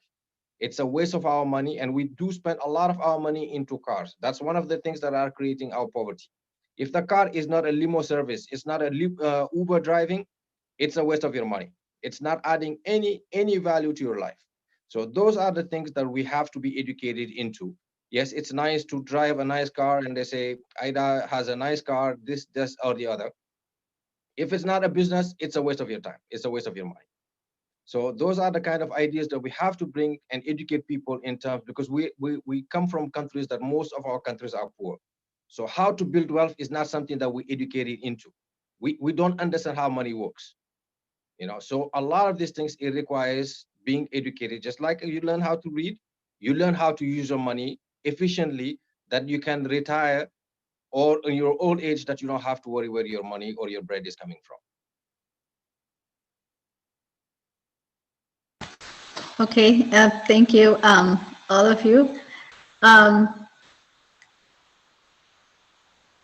of my, the question I have is just an overall, we talk about the credit score, and then there's so much things in the news how lenders are looking at like minorities and not giving them the right lending money amount, even give them higher interest. And if I'm going to purchase a house, going to a lender, what are the things I should ask, and just to make sure that I'm getting a fair treatment, and also I'm not just being played, and because not only just some religion do not require you, they don't want you to take a loan, and because of that, a lot of them don't purchase a house because of the interest, because they have to pay interest. And what's the advice you have for those individuals who want to own a house, but they're not able to because of the interest? And what is out there for them to, what kind of systems in place for them to own a house without paying interest?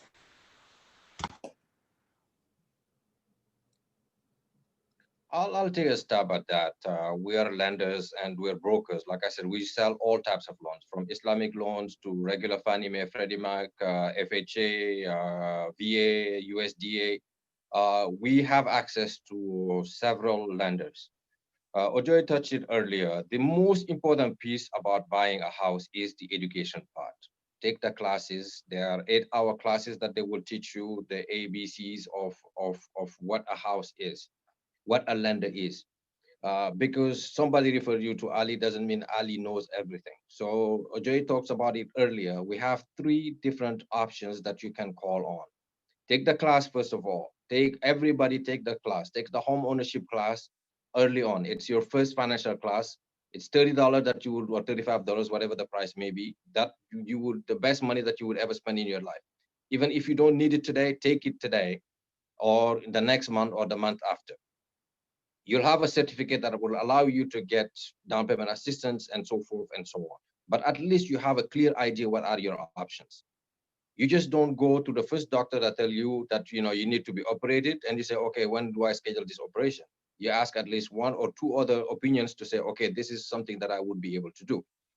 The other thing that I would tell people is information is out there today. There's a lot of information out there. There are a lot of community organizations like the one OJ has here in the Twin Cities, like ADC, the African Development Center, the African Economic Development Solutions, and other organizations that are here in the communities that can help you with understanding what the process looks like. The other thing is, yes, why minorities pay higher in terms of rates and stuff like that is because we're not prepared. So when you go and you come with a 640 credit score or a 650 credit score, yes, you'll be paying premium, you'll be paying higher.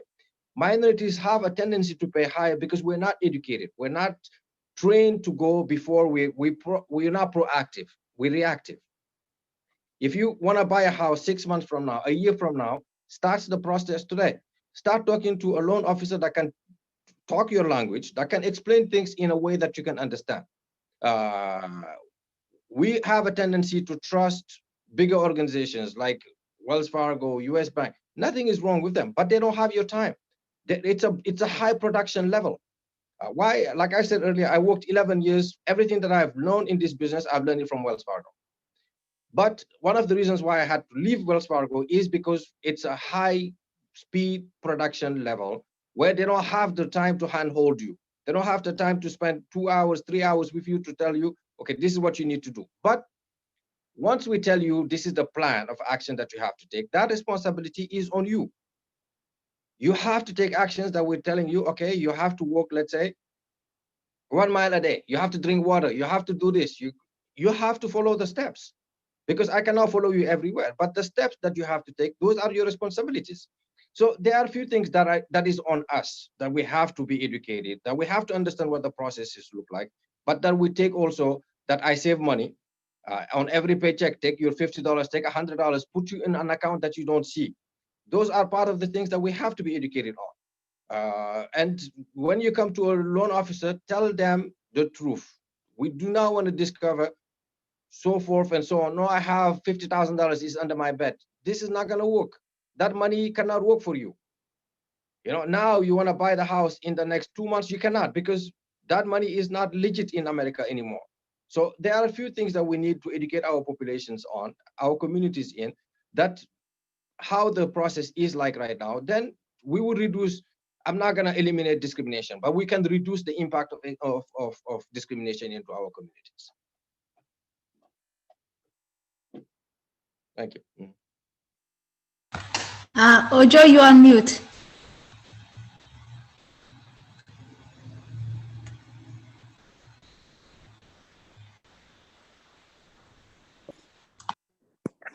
Okay, I was saying, yeah, I think Ali said a lot on this topic. I think there is nothing better than getting prepared and get educated. So 3 steps. Talk to counselor or advisor first time before you talk to lenders. Then talk to 2 lenders at least. Then compare mortgage loans. But first you have to know your gross income, your debt, your savings. Lenders don't like surprises. So you have to know that. You have to review your credit report.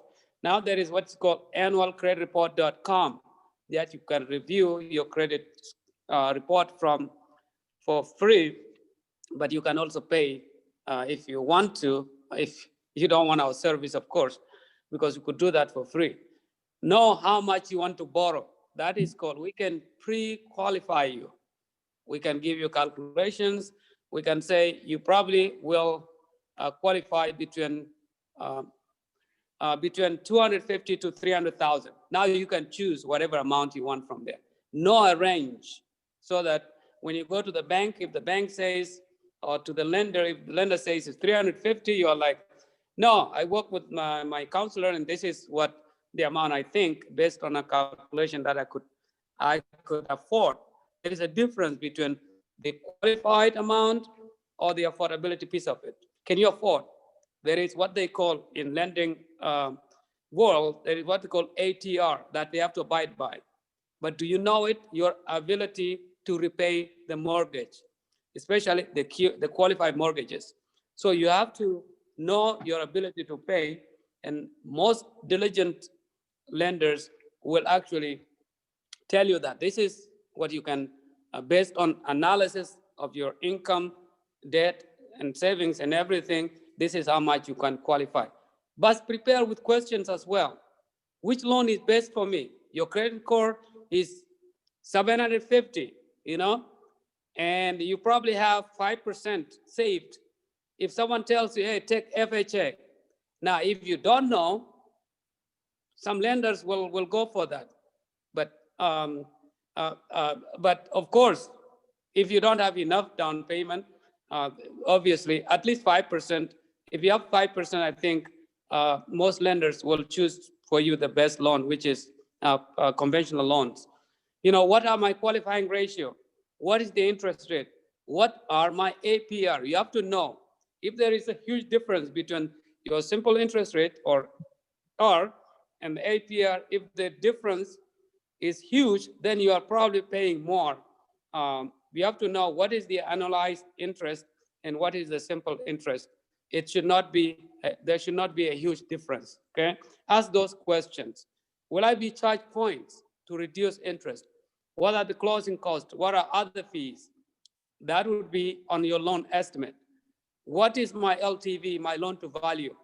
Will I be paying mortgage insurance? Are there prepayment penalties? All those are the questions that you probably need to know. Can I lock in the interest rate? How long does it take to close? What will my monthly payment be? And actually, those are the things that you can work with your lender, because usually pre-approval will be, you know, your qualification plus the home itself. That is when you can actually get that pre-approval letter from the bank. So I know I threw a lot in there, but those are some of the questions that you might ask. Thank you. So that is a lot of information.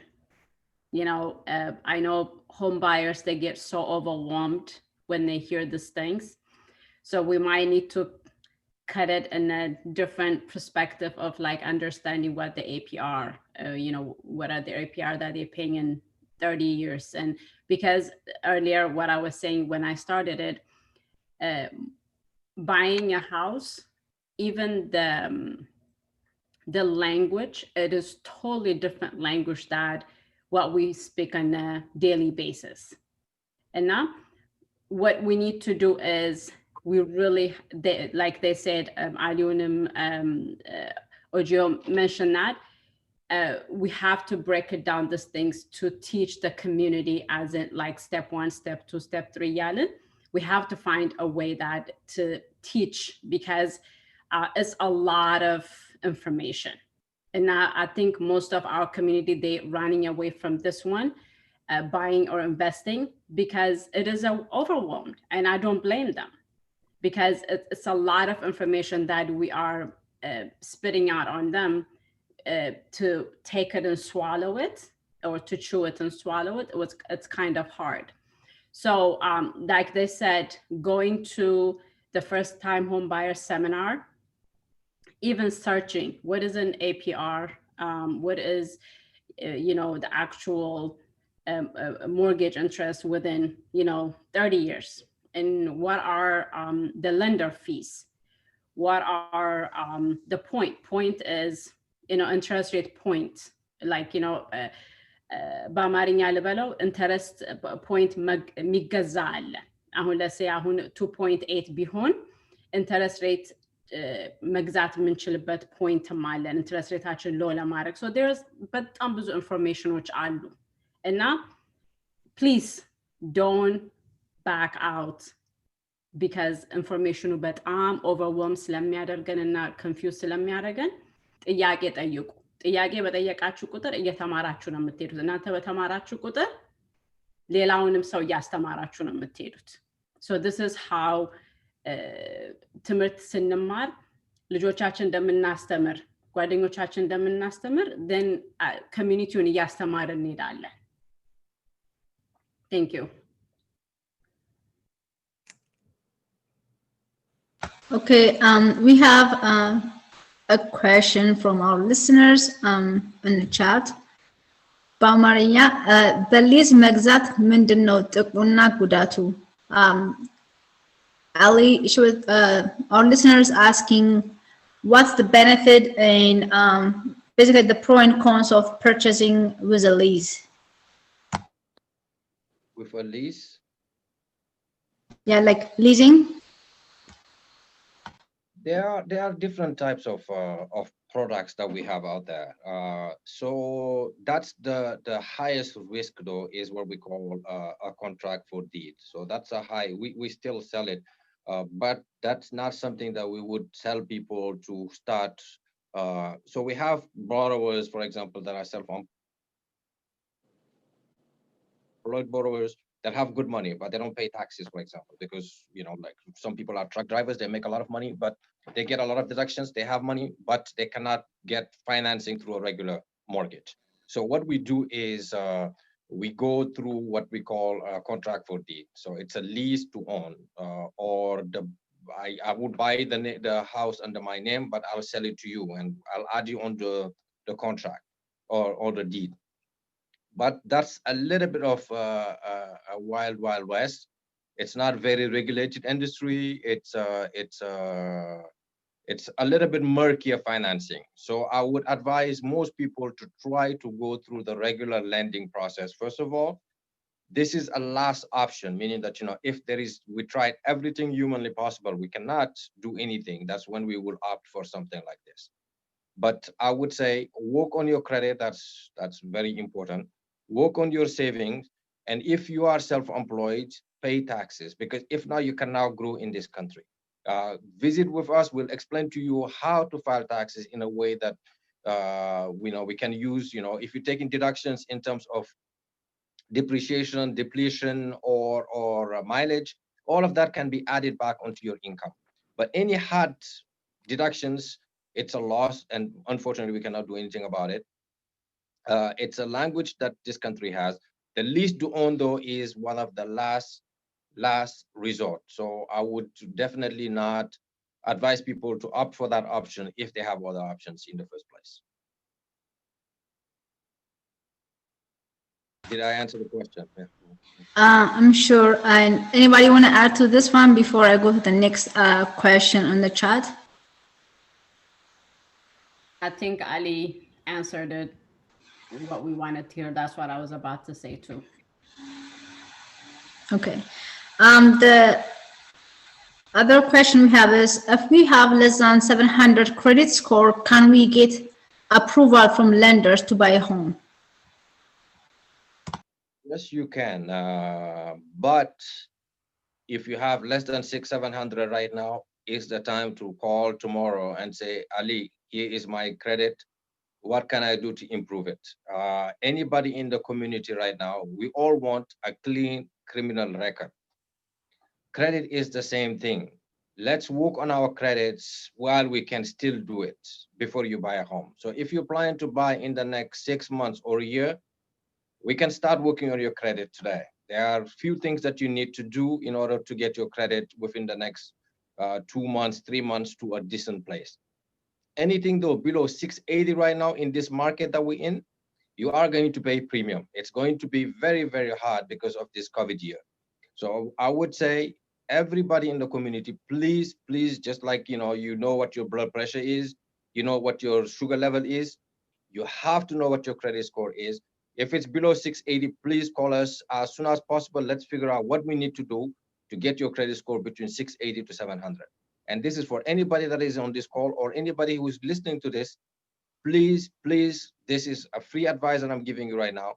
Call and deal with it. It's not going to go away because you're not dealing with it. Your credit is something that you have to deal with. Please deal with it. So in addition on that, yes, you'll be able to buy a property at 700 square, but it depends on your income level. it depends on your debts that you have. All that matters. So like Ali said, you know, the way you go and do your physical or whatever. Me, I check my score almost every month, and I get excited when it goes up and down. You know, another thing what you guys can check is your credit. There is an app, Credit Karma. So Credit Karma, you don't pay anything. It will give you your credit score. It might not be the same thing that as the lender will give it to you. Your credit score might be 15 or 20 point difference, but there is a way that you can build credit before you even go to the lenders. And always, you know, when you're planning to buy a house, and you know, they call it in Amharic, sarganya metta berbere qantisu. So just because you have your leases over in 2 months, and don't come and trying to buy a property right now, because your homework probably has not been done, or might be 80%. So just don't rush it to get something that is not really worth your time. And not, we really have to do just a homework. Thank you.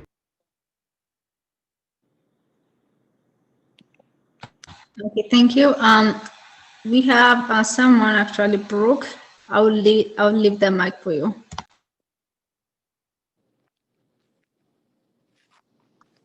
All right, thank you so much. I want to thank the panel. I've been listening to this panel and just great inputs from everybody.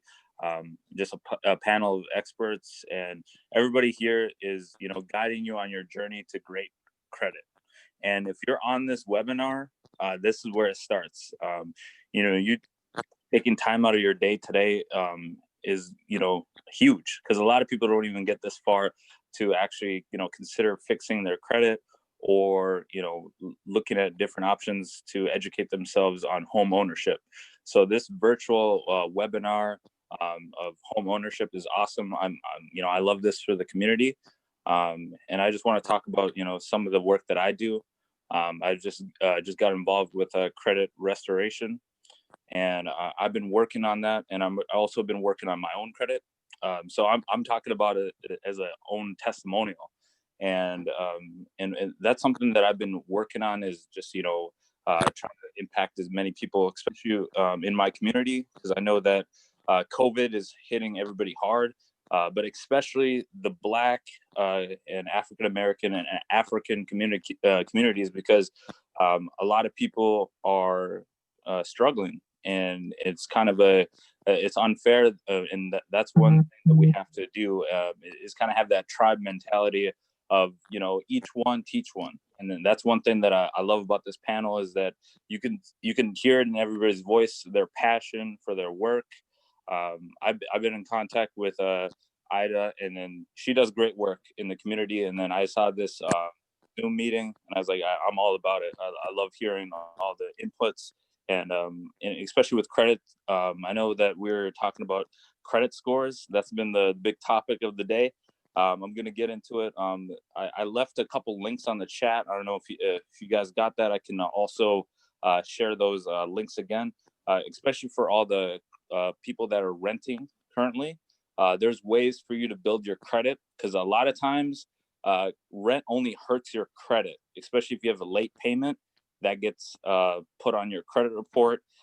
There's not that many tools for you to actually, you know, strengthen your credit with renting. So a lot of people kind of look down on renters, but there's an actual program that I also will share the link after I'm done talking, where you can credit your rent. And a lot of people kind of overlook this. And you can also be able to get credit for past rent. So rent that you've already paid can actually go towards your dream house. So, you know, you don't have to stay in that apartment or that condo. You know, you've been itching to get to your dream house. Here's the keys to your new house, is being able to get credit for all of the payments that you've been making. I mean, your landlord's been getting rich, but you haven't been getting any credit for, you know, staying on top of your payments, especially during COVID. And we know how tough it is, especially with a lot of people that have been furloughed. And, you know, it's really hard to put money, you know, away. And you have this credit that you have to also worry about because, you know, you're trying to get into your new home. So I'm just going to jump into it. Something that I've been doing is been contacting all 3 of the credit bureaus. And a lot of people don't understand that you have 3 separate, you know, credit scores, and they come from 3 separate bureaus. A lot of people are familiar with Experian. Experian is one. Equifax, that's another bureau, and TransUnion.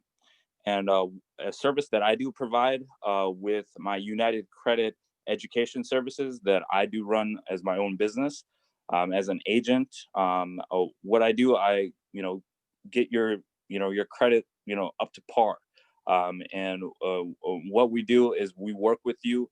I offer a free consultation, so you know, we can kind of figure out what's the biggest items on your credit score, and then we can go from there. You know, if it's a good fit, we can start working with you. And a lot of people see great results in 4 to 6 months, and a lot of people are looking and, you know, buying their homes in like that time span. So this is a great opportunity. And a lot of items that are, you know, erroneous, like, you know, if you have any student loans, I know a lot of people got student loans, medical bills, and any old credit cards from college that people have. That's what we're taking care of. We're taking care of anybody that has, you know, car repossession. So we don't have any judgments. You know, everybody come in. You know, it doesn't matter if you have a 300 credit score or if you're brand new to it and you don't have credit and you want to establish credit. We have great options for people with a secured credit card.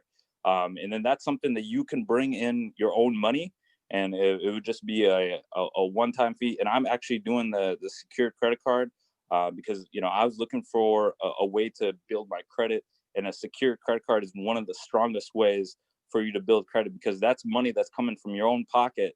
And, you know, you're paying something right now. So that, for example, everybody here has a phone bill. Everybody here has, you know, internet. If you pay that with your secured card and you make sure that you keep that balance without utilizing your full balance, it's gonna go miles and miles on your credit score. That's just another fresh tip too. And especially for parents, this is huge, especially if you have college students and you want them to get off to, you know, a really great start in life. You know, get them a secure credit card and let them know that, hey, make sure that you keep that balance low and don't use it unless it's an emergency, and make sure that you put money back on there. But that's my, I don't want to go in I know that's a lot of information right away. I don't know, I'll just pause for any questions or if you have any clarifications you need.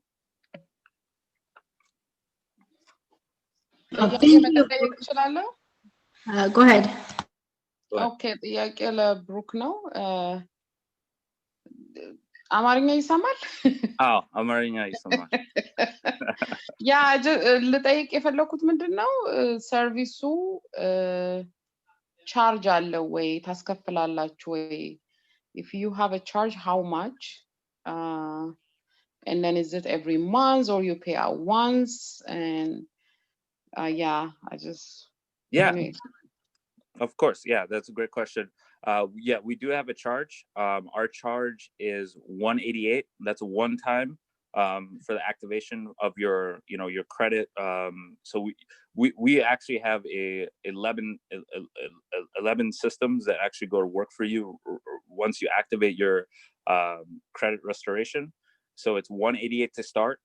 And I'm offering as well, you know, for the community, I'm offering a $50 gift card. So yeah, it would be $50 off the opening price, and it would be $89 a month. And there's another tip as well. So if you refer 5 family members or friends, your services are free. So if you get 5, it's 5 family members, and then your services are free. And that's every single month. So if you refer 5 family members, yeah, your services are free. So you're basically getting your credit work done for free. I have introduced some kind of program before like that, but they were like a non-profit organization. Is your organization also a non-profit organization, or what is the name of it? Did you mention the name of it? Yeah, it's a financial education services. Yeah, we do donate as well to a nonprofit. It's for the Youth Financial Foundation Services.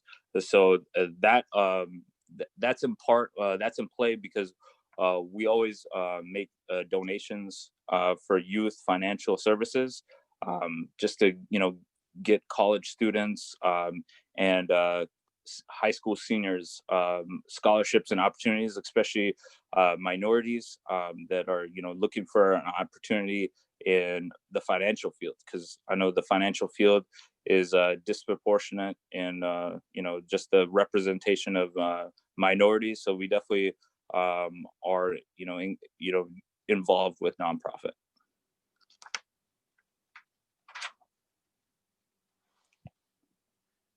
Anybody had questions regarding? Thank you. Thank you very much. Thank you. Okay. Thank you. Okay. Thank you all. I'm hearing like most of you are mentioning about the home buyers seminar, attending that for thinking about purchasing a house. I know, Ojo, your organization has been greatly offering those programs. How do we get to those seminars and how do we find them? How often do you guys offer those programs?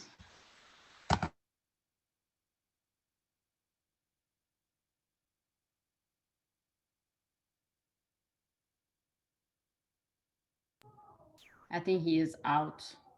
I don't see him. Okay, if either Ida or Ali, if you know, and like, you know, how can someone find information regarding the seminars, like especially in the Twin Cities area or outside, anywhere in Minnesota or anywhere in the nation? So their programs are offered online. So if you are computer savvy, you can take it online. It's modules that you follow, and then you pay, I think $70, $75, and you can go to, I'll remember the name. But there are a couple of organizations that do it in town. ADC is African Development Center. Mm-hmm. And they offer the class once a month. And there is African Economic Development Solutions that does that as well. They offer the class once a month as well. There is an organization that, if I cannot remember, I think it's Minnesota Home Ownership Center, sorry. It's Minnesota Home Ownership Center. And they do provide a class online. And if you go on their website, you can take classes from different organizations. They're almost all over the Twin Cities, where you can take the first-time home buyer class. But anybody, I would say, anybody that is interested in buying a house, take the class first. It's a lot of information. It takes a full day. If you can take it live, take it live. You have professionals like myself or Ida and other people that provide services in those classes as well. So we teach those classes. I will teach the 1 hour or 2 hours mortgage class on those classes. And the realtors would come and give examples, and builders, everybody will come and explain what the process looks like. So it's a good program that the state of Minnesota has put in place. Take the class, it would educate you. Don't just jump and figure out if it's cement or water. Figure out, ask questions, learn, and once you're ready, you know, start the process of buying.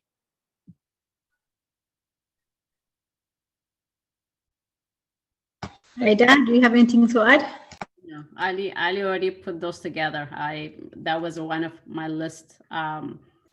We were actually working hand to hand with African Development Center, and actually African Development Center, they even can help you to build your credit and help you to open a credit card, like secure credit card. and they meet with you before COVID every month, and to see that where you're at, and they will help you with the budget. There's a lot of stuff that comes with it. So they don't charge you no fees. They only charge, if I remember, to pull your credit. And then they'll set you up with the class that you're taking. So the class that you are taking is the whole day class. You know, you learn about inspection, you learn about mortgage, you learn about title, what title will do for you in the process buying your property. Agents, you know, what to expect the agent to do, the process, all the process that what we do as an agent. As a mortgage brokerage, they give you all the steps that what you have to look for. And those are the stuff that you really have to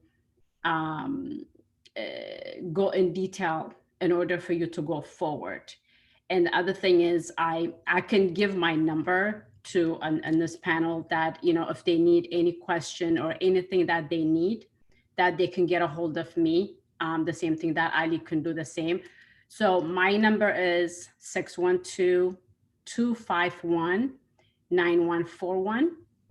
You can text me, you can call me, you can email me, Ida at Hittner, HITTNER, HittnerGroup.com, or you can get a hold of me on my website. It's idatazara.com.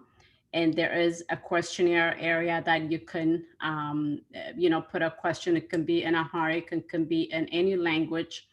My website will translate that for me in English if it is a different language.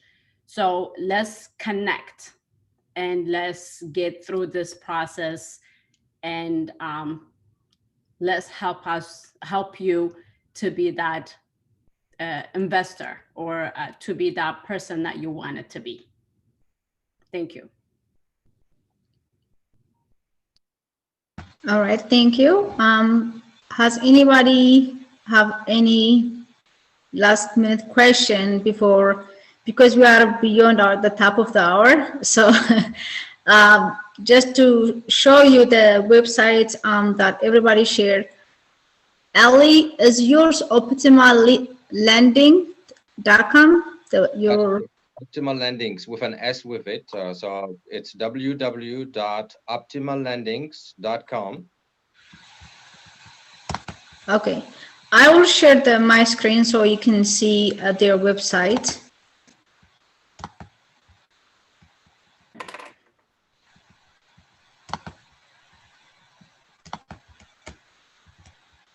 So this will be,